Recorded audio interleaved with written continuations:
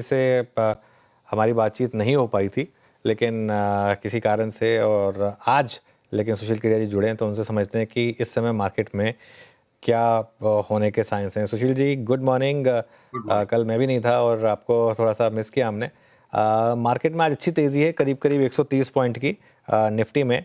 क्या एक ये साइन बन रहा है कि ग्लोबल मार्केट में एक जो टैरिफ्स हैं उनके इम्पोजिशन के साथ एक finally event based market bottom बनाए? जो सपोजिटली नेगेटिव इवेंट है उसके बेस पर आज मार्केट ने एक बॉटम बनाया, ये पॉसिबिलिटी है क्या 22,000 के आसपास? ग्लोबल मार्केट्स और निफ्टी, आपने दोनों बातें पूछी है। पीसीआर से मेरा अनुरोध होगा कि मेरी स्क्रीन को तब तक वो शेयर करें। अनुज, नैस्डैक और एसएनपी जिसपे हमने एक बड़े करेक्शन का कॉल लिया था, कल परसों में हमने अपने क्लाइंट्स को एक रिवीजन भेजी है कि हम वो लंबी मंदी की नैस्डैक और एसएनपी में कॉल को एक बार के लिए फिलहाल पोस्टपोन कर रहे हैं।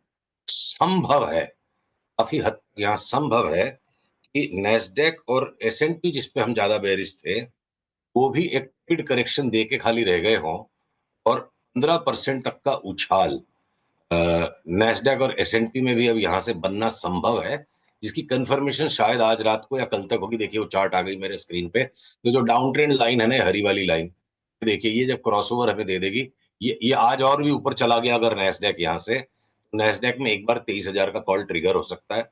समय का अभाव इसलिए मैं एसएनपी की चार्ट को नहीं दिखा रहा हूं। सिमिलर टाइप का स्ट्रक्चर एसएनपी में भी है। जिस तरह की पैराबोलिक अपमूव डैक्स में आ गई, मान लीजिए 23,000 से 22,000 की निफ्टी ना, हमको अंदाज भी नहीं लगा, सांस लेने के पहले भड़ाक से आ गया। उसी तरह अगर ये अपवर्ड मेल्टडाउन भी दुनिया के कुछ मार्केट्स में हो रहा है जैसे डैक्स में हो रहा है, तो यहां से अगर रिबाउंड बनेगा तो वो इतना फास्ट बन सकता है। इसलिए हम बहुत ही सिलेक्टिव हैं कि अगर शॉर्ट करेंगे तो कोई गिने चुने स्टॉक्स को करेंगे। 500 700 पॉइंट 800 पॉइंट निफ्टी का कमाने का मौका छूट गया तो छूट गया, ये स्टांस हमने लिया हुआ है। 30,000 एक ही मिनट में नहीं आएगा। अब एक चार्ट मैं आपको और दिखाना चाहूंगा, जो मेरा अनुरोध है, बहुत जरूरी है। चाइना जिसको लेके बड़ा कोहराम सबने मचाया हुआ है, वो चार्ट को प्लीज देख लीजिए। ये देखिए आपकी एक सेकेंड, ये कंपोसाइट बहुत ज्यादा इंडिसेस हो गई है चाइना में। ये देखिए, श- हम हम अगर इसी को ले लेते हैं, टोटल रिटर्न इंडेक्स को, चाइना के अंदर देखिए, मैं आता इस पे, एक मिनट। टोटल रिटर्न इंडेक्स पे मार्किंग अलग है। हाँ, ये रहा कि चाइना में बहुत बड़ी तेजी है। उसके पहले हमें ये समझना पड़ेगा कि ये जो ट्रायंगुलर पैटर्न रन अराउंड कर रहा है चाइना में, इसका एक अपवाद मुझे दिखता है कि 2025 में चाइना 3700 के ऊपर जाए बिना वापस 2500 आए, और उसके बाद 2026 में 5,000, 5,500, 6,000 तक जा सकता है। तो जो चाइना की तेजी से घबराहट है, मुझे लगता है वो घबराहट 2026 के लिए होनी चाहिए, 25 के लिए नहीं होनी चाहिए। चाइना ने एक जो स्पाइक दिया और थोड़ा अपवर्ड पुश देने के बाद बाकी पूरा साल भर ये आहिस्ता आहिस्ता आहिस्ता आहिस्ता नीचे मियांडर करता रहे, ये संभावना बिल्कुल स्पष्ट है कि ये पॉसिबल है। इसलिए सिर्फ चाइना फैक्टर को देख के डर डर के कि सारा पैसा चाइना ले जाएगा, निफ्टी में नहीं आएगा। और अब मैं लौटूं आपके निफ्टी के सवाल पे, तो ये देखिए, बिल्कुल यहाँ बेचना महामूर्खता का काम है, लेना उतावली का काम है। अब अगर आज ये 22,340 के ऊपर अगर निफ्टी फ्यूचर चल पड़े हैं, और अगर ये क्लोजिंग भी आज, मेरे को अगर आज ये क्लोजिंग मिल जाती है 22,280 के ऊपर, अभी 340 का भाव है, तो हम आज डेफिनेटली निफ्टी फ्यूचर्स में भी लॉन्ग करेंगे।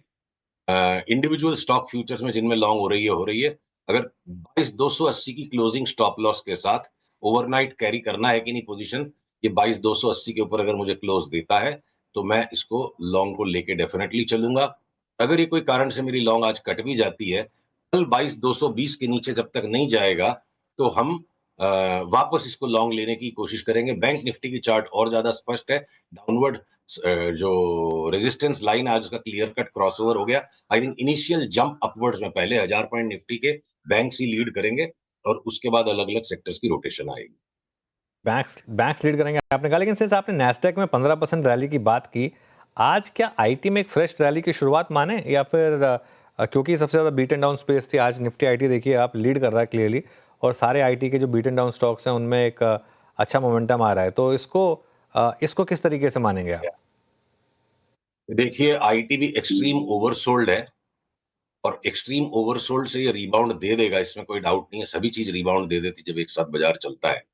अभी भी हमारे को जो तेजी लगती है उसमें मान लो फॉर एग्जांपल हमको बजाज फिनसर्व और बजाज फाइनेंस में अगले 6 महीने में बहुत खराब भाव नीचे का दिखता है, वो भी रिबाउंड दे देंगे।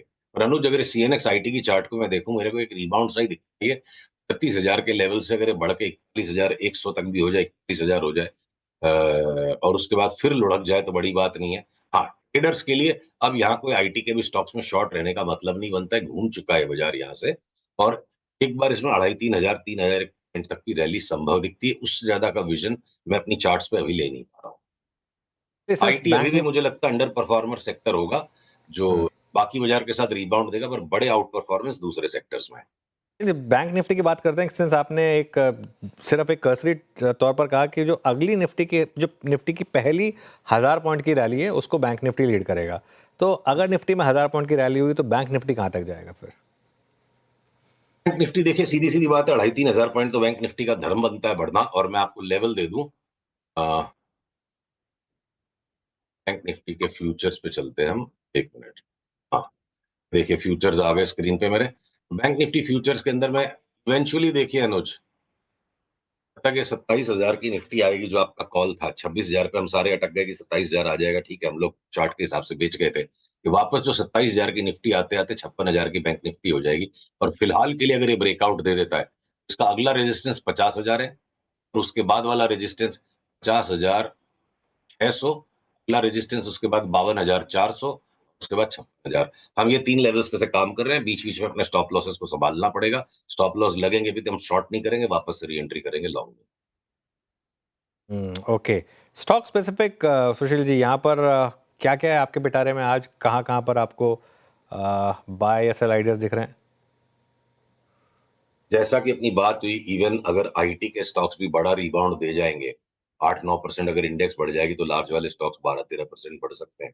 और उनको मैं अगर सबसे बड़ा अंडर परफॉर्मर कह रहा हूँ तो एचपीसीएल, बीपीसीएल, उनके साथ साथ ओएनजीसी। अब भारत की एनर्जी डायनामिक्स चेंज हो चुकी है, जब भी क्रूड का भाव जोर से बढ़ता है, सजा भारत को नहीं मिलती, भारत का फायदा होता है। रिफाइनर्स को भी, ऑयल वेल कंपनीज को भी जो ऑयल ओन करती है ओएनजीसी, नुकसान होता है यूरोपियन प्लेयर्स का। एचपीसीएल, बीपीसीएल, ओएनजीसी, आईओसी, सारा सारा ऑयल पैक। उसके बाद मैं ऑटोस के भी पैक के अंदर में, मतलब जैसे बैंकों के पीछे पीछे जो रेट सेंसिटिव्स है, तो ऑटोज और ऑटोज एंसिलरीज में मेरे को लार्जेस्ट गेनर्स दिखते हैं।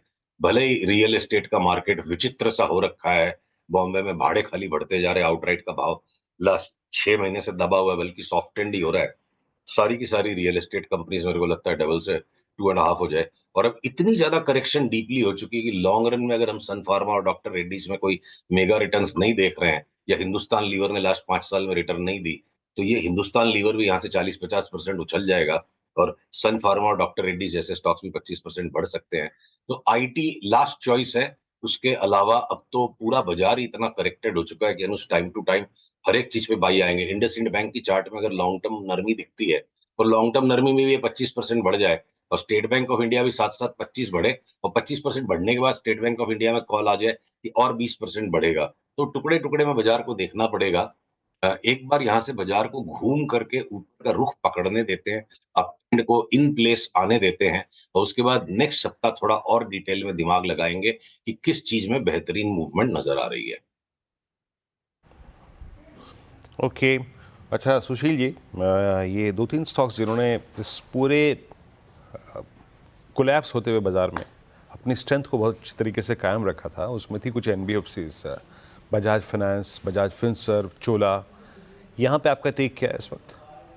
दोनों बजाज स्टॉक्स अगले कुछ दिनों में 4-5% का रीबाउंड आने पर अगर हमें शॉर्ट सेल सिग्नल मिलेंगे तो हम उनको बेचेंगे।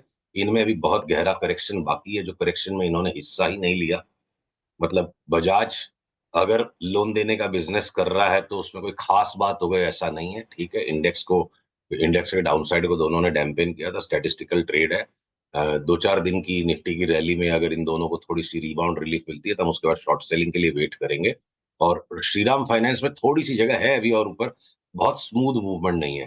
फाइनेंशियल्स में जो नाम हमें बहुत पसंद है, सीडीएसएल, सीधे सीधे डिलीवरी उठाओ, 40-50% की चाल के लिए खेलेंगे। ब्रोकिंग के स्टॉक्स 30 से 40% की चाल के लिए हम खेलेंगे। इंश्योरेंस के स्टॉक्स वहां स्मूथ स्ट्रेट फॉरवर्ड चाल है।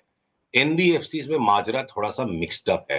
गोल्ड फाइनेंस कंपनीज में हो सकता है बड़ा धक्का भी लग जाए, तो हम थोड़ा एनबीएफसी से परहेज रखेंगे। पैसे और दिमाग लिमिटेड ही है। Small finance banks, public sector banks, Bob, PNB, SBI और कुछ छोटे वाले प्राइवेट सेक्टर बैंक्स, तो एनबीएफसी की चार्ट्स में भी वो मजा नहीं है, बहुत स्पष्टता नहीं है, पैसे और दिमाग भी लिमिटेड है, तो हम एनबीएफसी को थोड़ा अवॉइड में रख रहे हैं।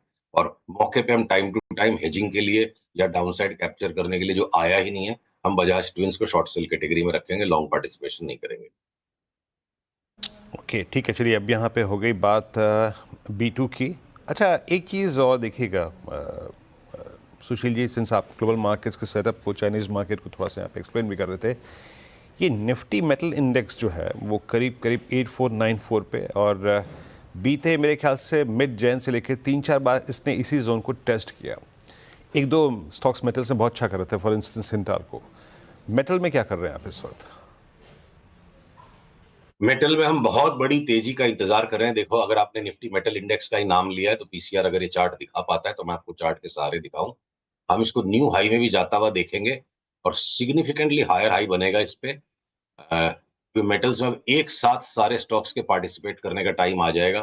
बेस मेटल्स और आयरन एंड स्टील दोनों का।